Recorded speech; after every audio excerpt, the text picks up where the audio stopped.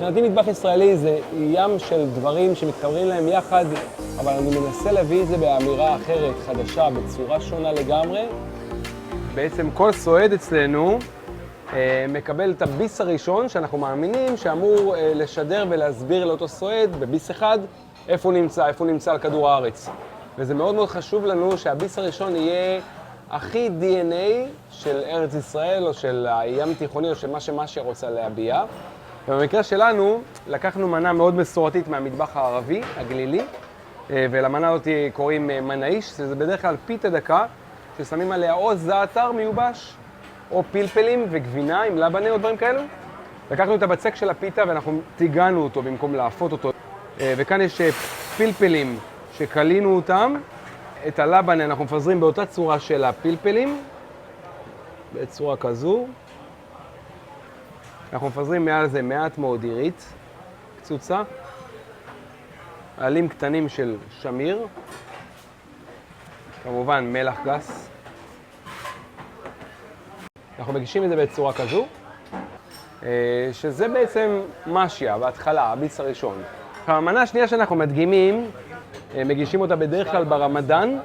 וברמדאן לוקחים את הסוג של הפנקק הזה, וממלאים אותו בדרך כלל או בגבינה מתוקה או באגוזים עם סוכר, סוגרים אותו בצורה כזאת מעין רביולי, מתגנים, ואחרי שמתגנים מגישים את זה בתוך סירופ של סוכר.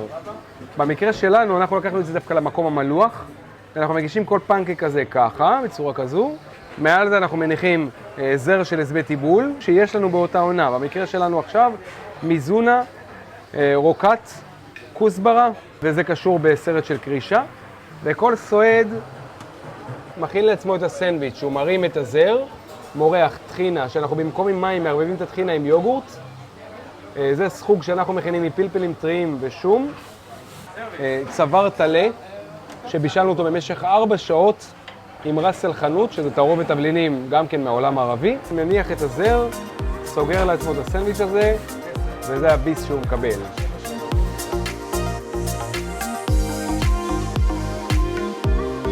אנחנו נעבור להכין את הקינוח. הקינוח הזה נולד מתוך רצון להביא טעמים מהמטבח הטורקי דווקא.